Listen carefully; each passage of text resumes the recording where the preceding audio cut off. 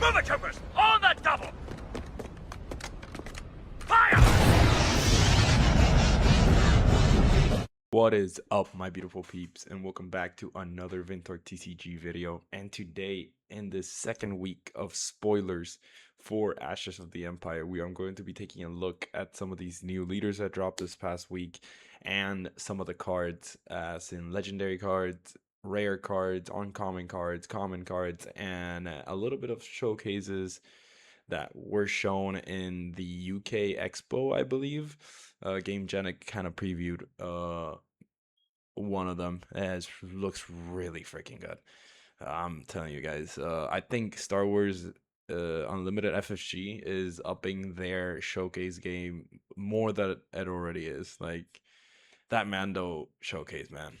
Wait until you see it. It's basically on this next slide. But yeah, hope you're having a beautiful Monday. I am recording this very late on Sunday, so I am pretty tired. So if anytime you see me kind of die on for a second, don't worry about it. I'll probably call it out or something.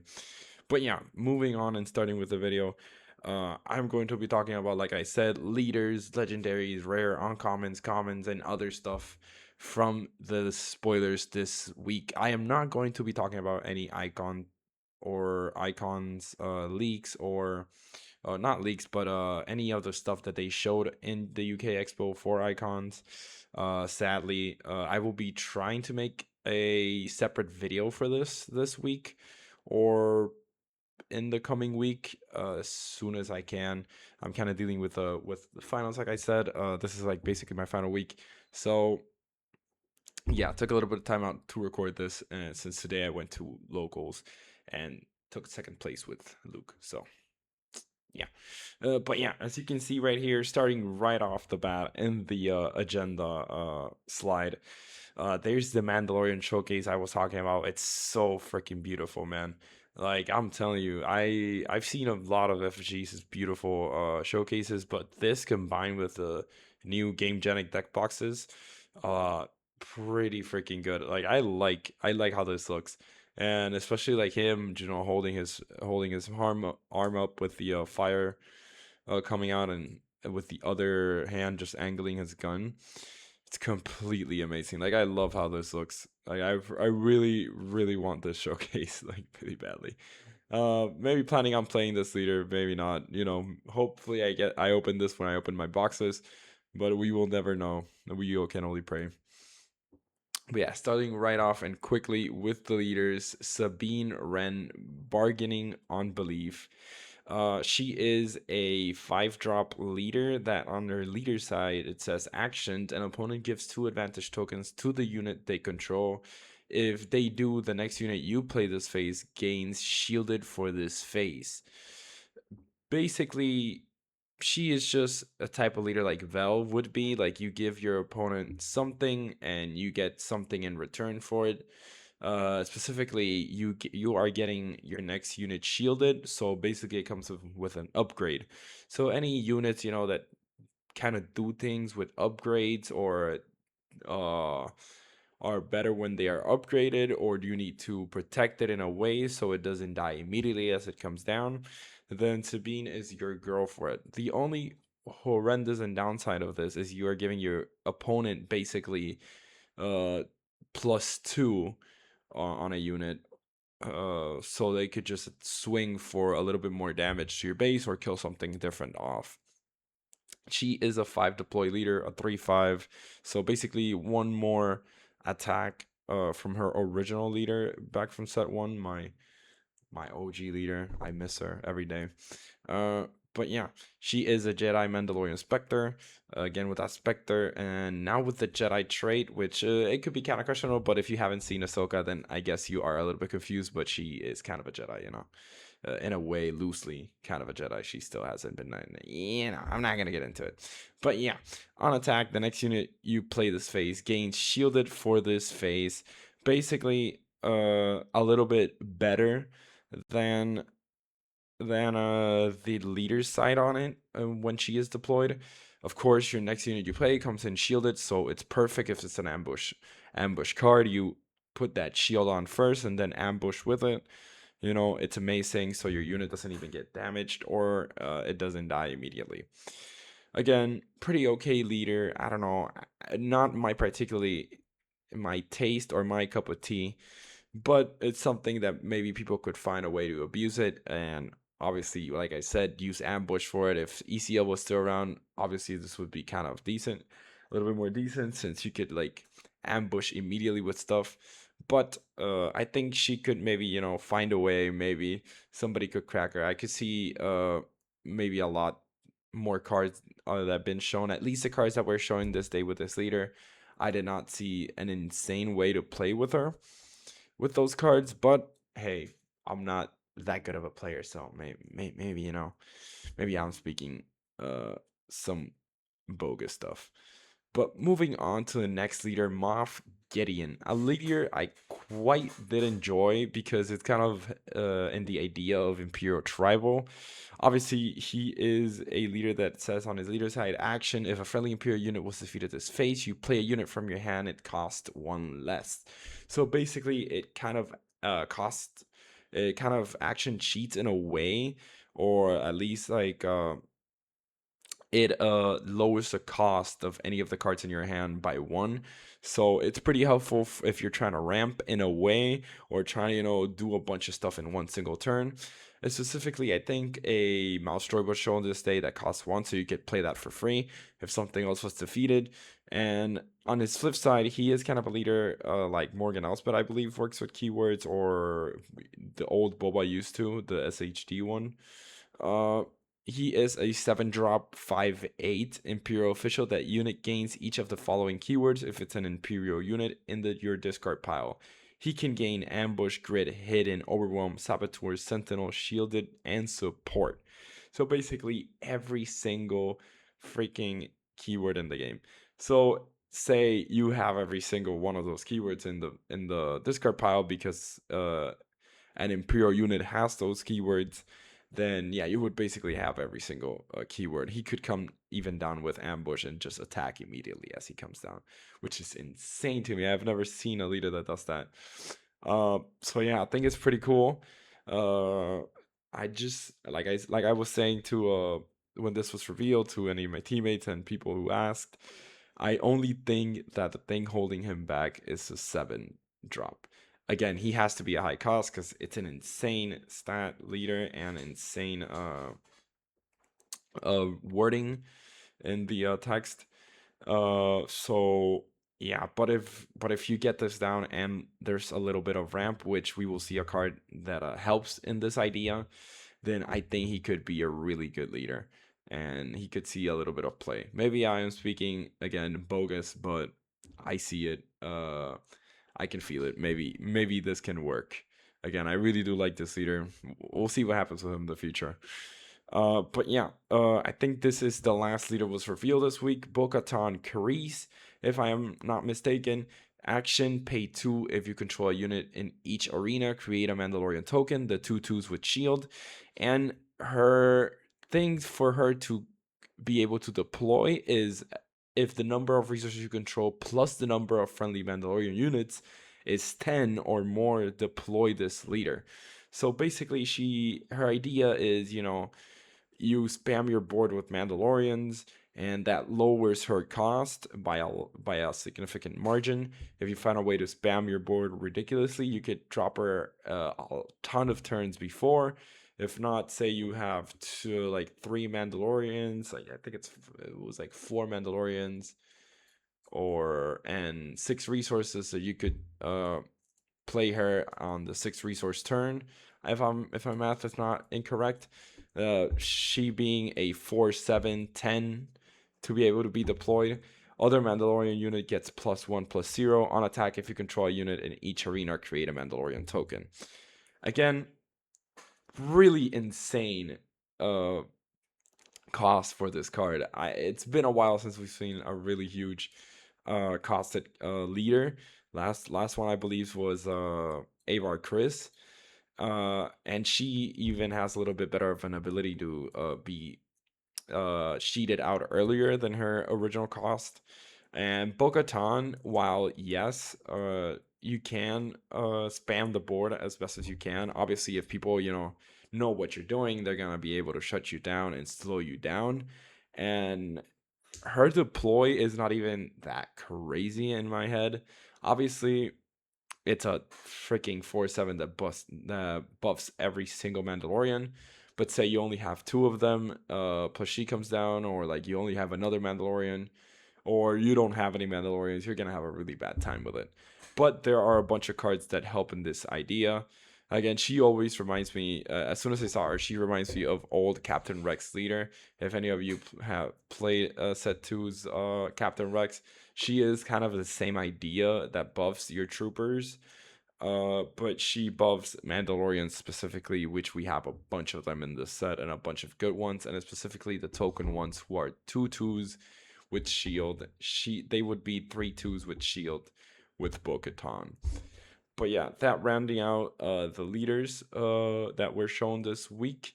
We're moving now on to legendaries. And two of these legendaries, and specifically, I do like a freaking ton.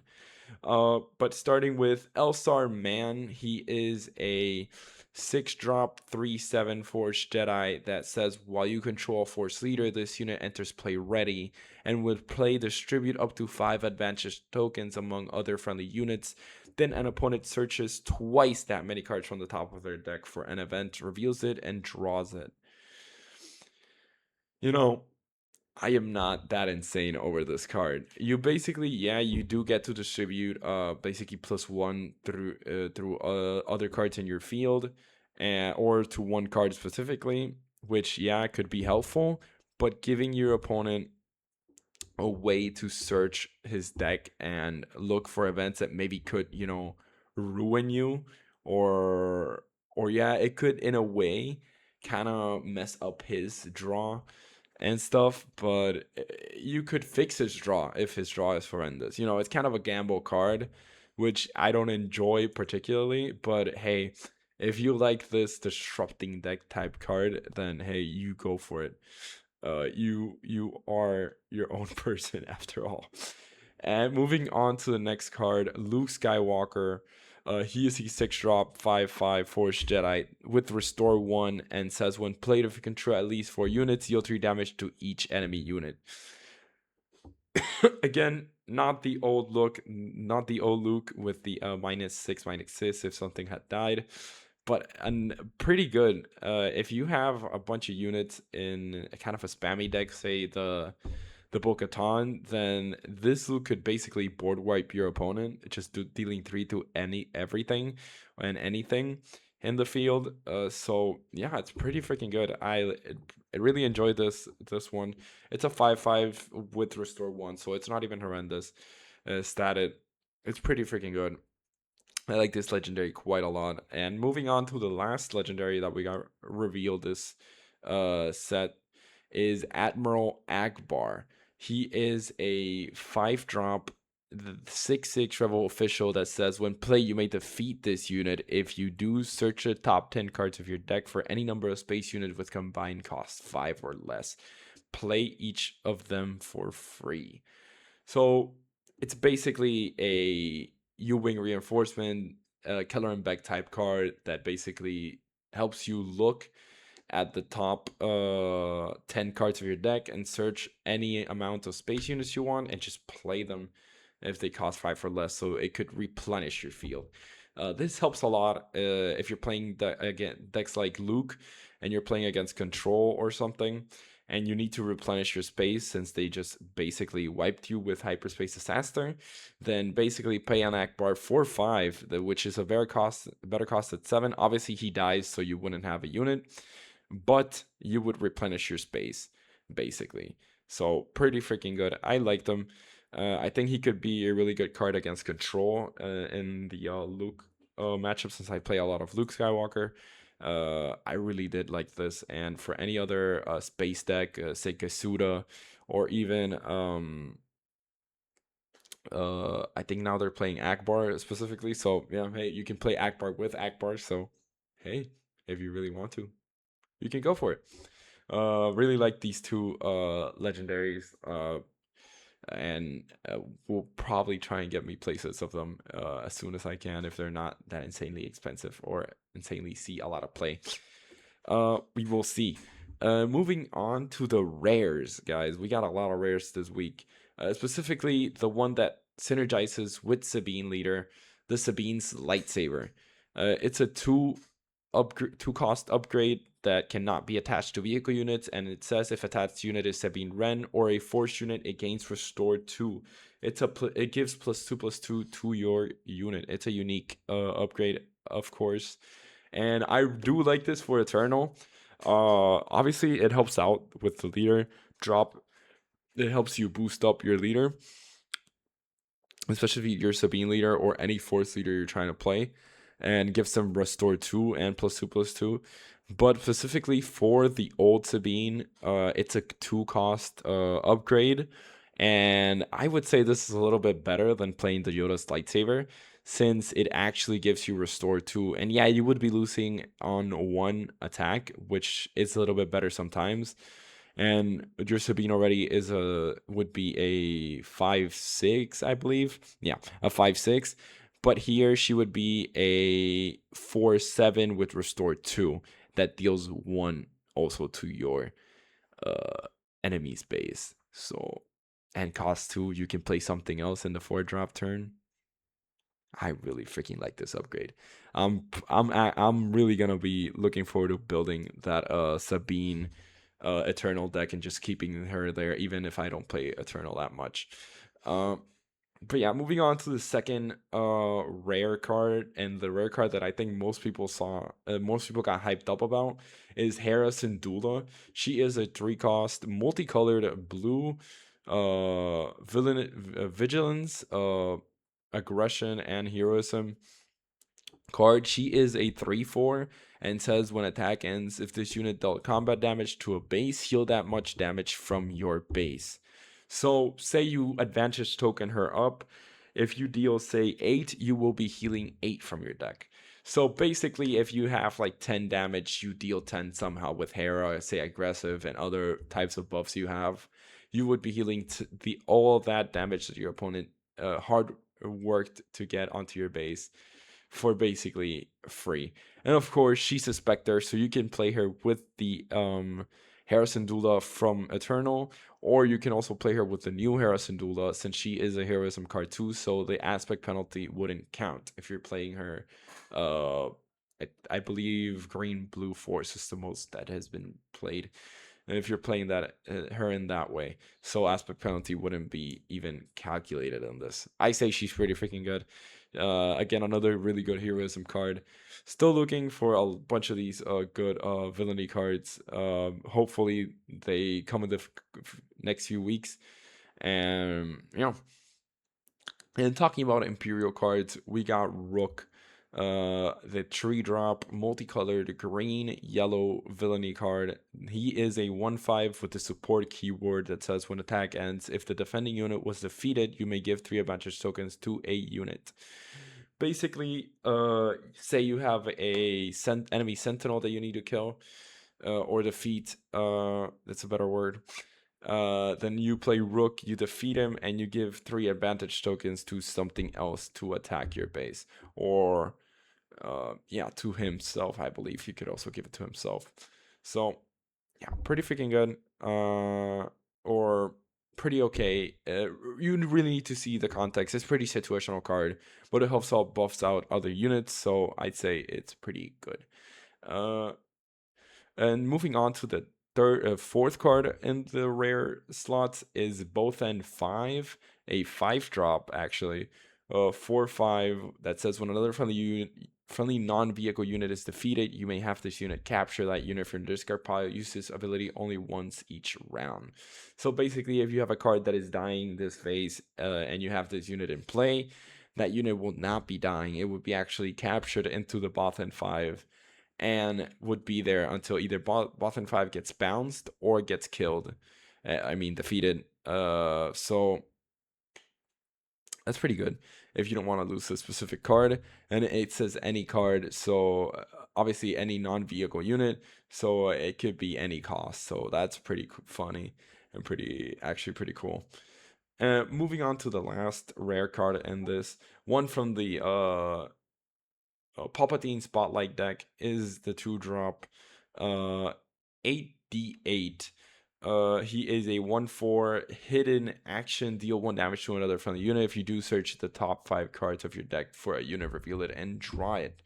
Pretty good if you're trying to look for specific units, and obviously dealing 1 to something else is always pretty okay and pretty good.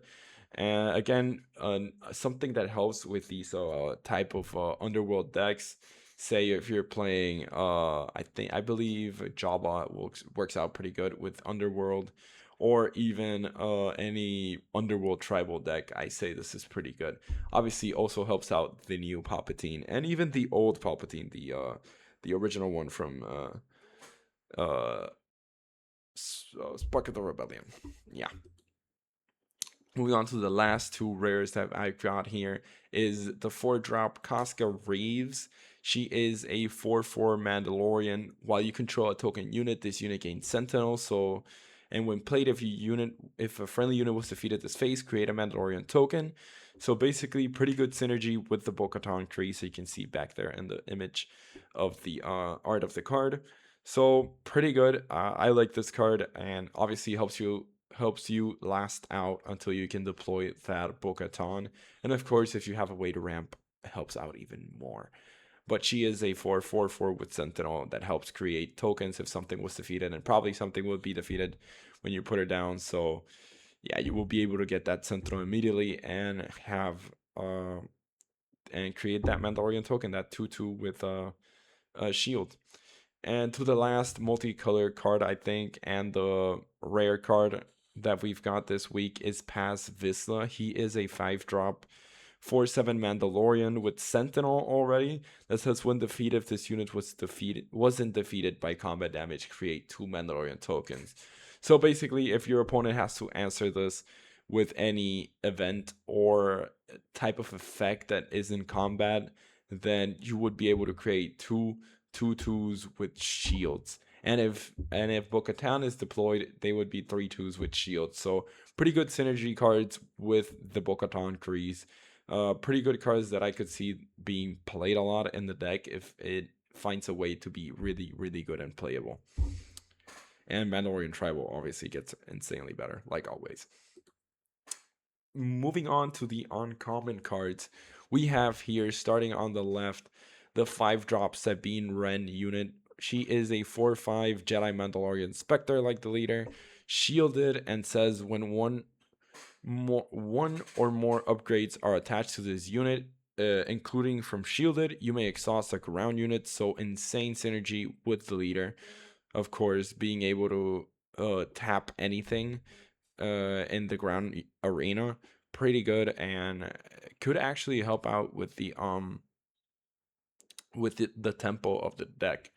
Of course, any yellow deck that likes to exhaust things or hold out as much as possible could use this. Again, she comes in with shield, so she comes in with an upgrade, and it's attachable, so you will be able to exhaust something as soon as you play her.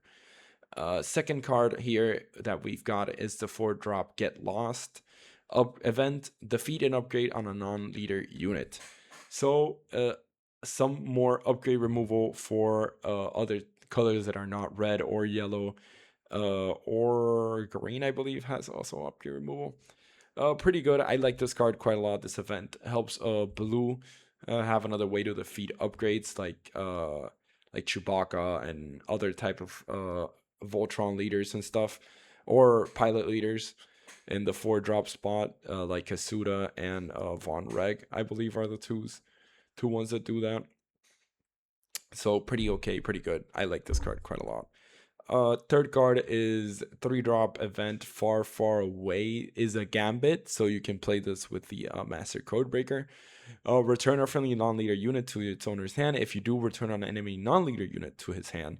So say you have a card you want to play again for its when played or its support ability, then you will be playing this for 2 with the Master Codebreaker, returning one of your cards and one of his cards to his hand, basically slowing him down or making you at least last another turn or help you remove a Sentinel or something. and it doesn't have a penalty on. It only has a penalty on non-leader, not on cost. So pretty good. Uh, the next card is a 2-drop event. Long live the Empire. This is the card I was talking about. Defeat a friendly Imperial unit if you do a resource the top card of your deck. So basically helps out with the ramp of the deck. The Moff Gideon deck, which helps out with the timing and being able to ramp so your leader comes in earlier. Pretty freaking good card, and if you have two of them, you see two of them in your entire match, pretty good. And of course, it's an Imperial card, so yeah, helps out with everything. And obviously, you would be defeating a card. If you defeat anything Imperial, it will be going to your grave, to your discard pile. So yeah, I like it. I think Moff Gideon could be a really good leader if given good synergies with Imperial units and good Imperial tribal stuff. Moving on to the last card on this slide is the 2 cost upgrade Nowhere to Hide, and basically it gives Sentinel to a unit, but it gives -2 to his attack. So you could, if you give it to an enemy unit, that unit would lose 2 of its attacks or its power. So it would be easier to trade into it or to destroy it and have your unit not be destroyed back. Moving on to the next slide of uncommon cards. We have a lot of uncommon cards, guys. So I'm gonna keep it coming. This next one is this 3 cost upgrade, the Conflict Within. It says when this unit readies, you may pay 3 if you do exhaust this unit. So basically, if basically another version of that yellow card that does the exact same thing. I think Ryder Boss is on a photo of it. I forgot the name of the card. But yeah, if your opponent doesn't pay 3, it basically that unit can't be exhausted. So you can give this to a unit, and yeah, it's another good control card. Another good blue control card. Pretty good. Yeah, control just gets better interaction cards. So you can, hold out as much as you can and drop your big stuff, so you can make them lose. Moving on to the next card, this 5-drop Gozanti Assault Carrier. It's a 4/6 support keyword card that on attack, this unit gains Sentinel for this phase. So basically, you drop it, you attack with that other card you're doing with the support keyword, and that unit will be gaining Sentinel for this turn. So basically, helping you out last in the ground arena or say space arena. Pretty good card. Another good card that synergizes also with the Moff Gideon leader. I think I would like to think that. Obviously, all of these cards I'm talking about right now are cards that come in the Spotlight decks. That would be in the Spotlight for Palpatine or the Spotlight for Luke. Moving on to the third card is the 5-drop Alphabet Squadron U-Wing. That is a 5/6 with Overwhelm. When the regroup phase starts, give an advantage token to a unit. So obviously, you would drop this in 5 resources or another turn, and it would be giving advantage tokens to your units every regroup phase. Pretty okay card. It's not out of this world. I think it's cost a little bit too much for what it does. But hey, it's a 5/6 5-drop with Overwhelm, so pretty good. And it's also a Rebel, so Rebel synergy. Hoorah! Fourth card on this is a 2-cost event that I hadn't read actually, so we will be reading this the first time. Rash Action that says attack with a unit. For this attack, it gets +1 and gains when attack ends. If this unit dealt combat damage to an opponent base, that opponent discards a card, which is pretty freaking cool. I hadn't read that actually. So basically, you would have hand disruption for your opponent if he lets you attack his base. And obviously, an amazing Ewok is on the card. I freaking love Ewoks, and we will be seeing another Ewok in these cards. I believe he's a common, so yeah, pretty good. Another good event for aggression and rush down, beat down type decks, aggro decks. So pretty good. The final card in this page is Crix Medine. I believe you say that. He is a 3-drop 3/2 that says when played, you may play a heroism unit from your hand. It costs 2 less for each arena in which you control the most units.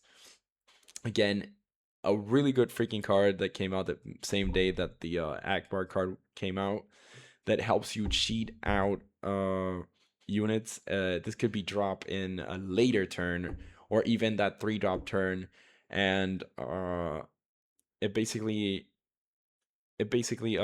helps out drop more units and go a little bit more wide. This also helps out in the idea of the Mandalorian leader. Obviously, he's not a Mandalorian, but it could help out, spread more units into the field and play more stuff earlier on, so you can, lower the cost of Bo-Katan even quicker.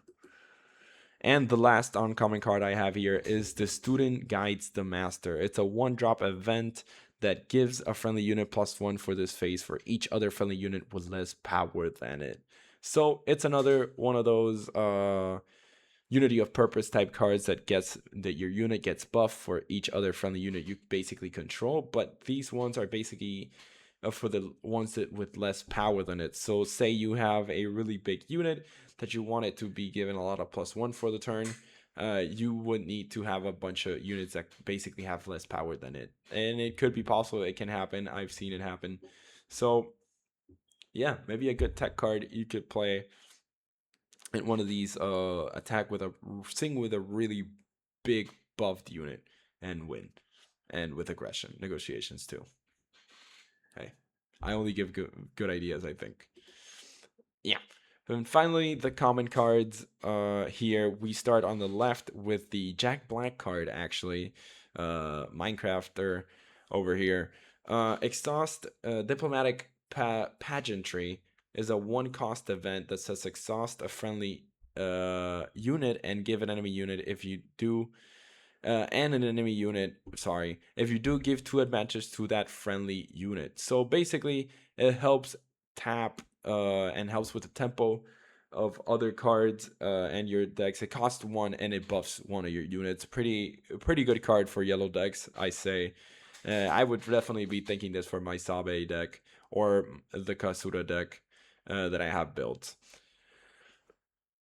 Sorry for that one, guys.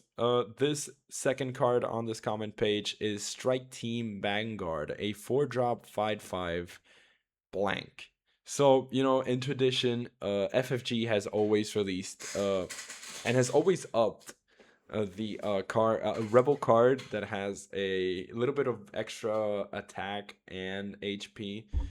Um, and has always upped it. So say you have the 2-drop 3/3 Battlefield Marine, and in this last set you had the Masasi group something, Rebel group or something, that is a 3-drop 4/4 blank, and they're always blank. And now you have the 4-drop 5/5 Rebel Trooper, but now being a vigilance, so different from the other ones that were actually green cards. So yeah, obviously always keeping with tradition with these Rebel Trooper cards. Yeah. And to this next gray card that we have here is a 1-drop Lep Rat Catcher. He is a 1/1 droid that says when played you may deal 1 damage to a ground unit. So it's basically a way to deal 1 damage, 1 final damage or something to a unit your opponent controls, or a unit you want to destroy in your own field.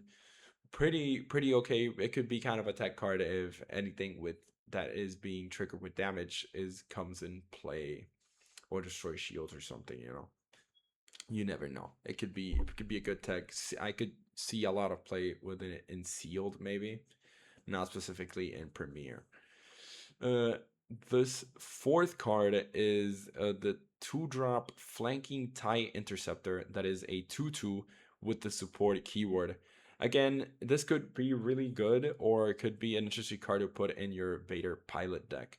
This comes with a spotlight deck for Chancellor Palpatine, actually, or the Emperor Palpatine card for the spotlight deck.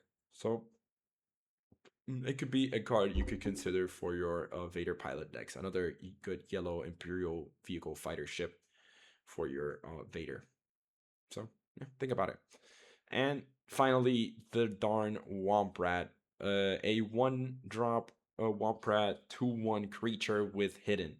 So some more yellow cards to be able to spread and play more cards. Obviously he's a 2/1, so not insane, but he has hidden, so he doesn't immediately die unless it's by damage or effects. This next page, we are going to be starting off with the 4-drop Emperor's Champion, which is a 3/5 shielded with Saboteur. Pretty basic. Obviously, he has shield, so it's pretty good, and Saboteur to be able to destroy those other shields on enemy cards or directly attack base and ignore your unit's Sentinel. Second card on here is the 1-drop Emperor's Messenger. He is a CO3 with support. And basically, you drop this, you attack with that other unit, and that other unit readies the resource that you use to drop this into play. Not insane, since you would maybe do other stuff with this, but it helps out drop another body if you need it. Say you're playing against something like Control or something, and you need extra bodies on the field.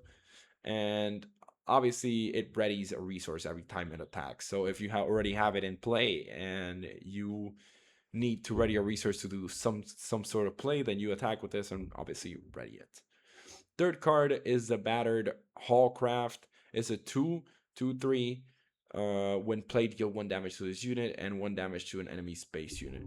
So a good blue card that helps deal with these small spaceships that normally decks like Vader, Pilot play, or Von Reg specifically. Fourth card here is the 4-drop B-Wing Rear Guard. Is a 3/5 that says while you control a ground unit, this unit gains Sentinel. Pretty basic, but pretty good for vigilance and to counter these really good space deck that sometimes they struggle against. And finally on this page is the 1-drop event, Follow Me. Attack with a unit. After completing the attack, give 3 advantage tokens to that unit. A way to obviously upgrade your card if you need it for hair, say for deck stuff like Sabine or stuff like that, so you'll be able to exhaust units, or even Hera Syndulla, so it obviously gets more attacks, so you would be able to heal from your base that damage that you are going to give to your enemy's base. So approved. And on this next page, we are going to be starting on the left with the 3-drop Fairy Droid. He is a 1/5 droid that when played, give 4 advantage tokens to this unit. So basically, from being a 1/5, it would be dropping as a 5/5. Obviously, that's not going to last, but hey, it's a freaking 5/5 for 3. I say this could see some play if you don't deal with it immediately. Obviously, being a 5 HP unit, it's pretty difficult to deal with unless you have something like bounce or tap or something, or upgrade removal immediately. So, and one of my favorite cards I saw this week, and obviously it's a common. What the hell are you talking about, Vintork? But I do love my Ewoks, and he is a 2-drop Ewok Warrior 3/2 Ewok. Not keyword, but you know what I mean. And he is a Ewok with hidden. He is a 3/2, and he is a 2-drop for the aggression color. I really freaking like this card. I will hopefully hope that they release a Wicked type of leader, or some type of Ewok leader in the future. I really hope. I want to play this card, and I want to just play a creature deck or something. I really enjoy looking at these Ewoks that they're releasing. We've gone from being 1 to 2 at least in arts and everything. And enough talking about the Ewok. I'm gonna talk about the Android, that is a 1-drop 1/2 that says when defeated, draw a card. So basically something you throw out there so you can draw cards, or you could play this say with Admiral Tron green and are going to be able to draw 2 cards instead of 1. Find a way to kill it, and it's basically cards are yours. Fourth card is a 4-drop Imperial Armored Commando 4/3 with Sentinel and Shield. Pretty freaking good Sentinel unit that basically doesn't instantly die unless you have a Saboteur, or it's just gonna be an annoyance right then and there. The final card, the one I talked about a little bit earlier, is the one drop Mouse Droid. He is a 1/1 with raid 1 that says when played, the next Imperial unit you play this phase basically costs 1 less. So it helps out with the reduction cost of some cards that you're going to be playing in, say, your Moff Gideon deck. This is another Imperial unit, so it would be giving raid to your Moff Gideon, and as I was talking about with the card before, you would be giving Sentinel and Shield to your Moff Gideon if the Imperial Armored Commando is in the discard pile and the Mouse Droid is in the discard pile. And obviously you can defeat the Mouse Droid with the ramp card and resource the top first, so it will already be able to be in the discard pile. And with that, we finished the comments and moved to others. Obviously, not that many. I'm not going to detailedly talking about both of these lists, but here you have it. If you hadn't seen them, the 2 list for the Spotlight decks. Obviously, they have some old reprinted cards like Silver Angel in the Luke Skywalker deck, base Malbus in the Skywalker deck, and Red Squadron X-Wing and Stalwart Fleet Trooper. Obviously, actually, I'm surprised that they have so little cards reprinted, but I guess it makes sense since some of this stuff could be rotating out by the time that some of these decks are still around. And in the Emperor Palpatine one, it's very little reprints, but a really good one being Craving Power, a card that turned from being, I think, like a $5 card to now being like a 15, easily like a $15 card, I believe, if I'm not mistaken. It's gotten pretty expensive, but it's getting a reprint here. So if you need, or at least have one last Craving Power that you need, then you just wait for this and buy it. Honestly, we'll be getting a bunch of other cool cards and good cards I talked about earlier, and that I have talked about before that come in this deck. The other one being Screeching TIE Fighter, which I don't actually remember which is this one, but I believe it's the one. It's one from JTL, I think, if I'm not mistaken. And other than that, I also showed you here, guys, the new bases, some of the new bases. We have the Emperor's Throne Room and Dragon Snake Bog for Luke. They look freaking good. Can't wait to see these in hyperspace rarity. But yeah, with that being said, I've talked about everything I wanted to talk about. Think some of these leaders are gonna be really good. Some of these cards I'm really excited about, like the Akbar, the Luke, and obviously Ewoks. I'm just always excited for Ewoks. But yeah, if you think I missed something, I didn't talk about something enough, if you have any questions, any doubts, or any concerns, you can always also follow me on my Instagram, on my X, and my TikTok, and subscribe. Comment down below if you have any questions, anything you want to tell me, anything you want to say, anything you liked, any card you liked, any card I said I didn't like but you did like. Tell me a reason why you liked it. So yeah, just let me know, and I'll catch you guys on the next video. Peace out.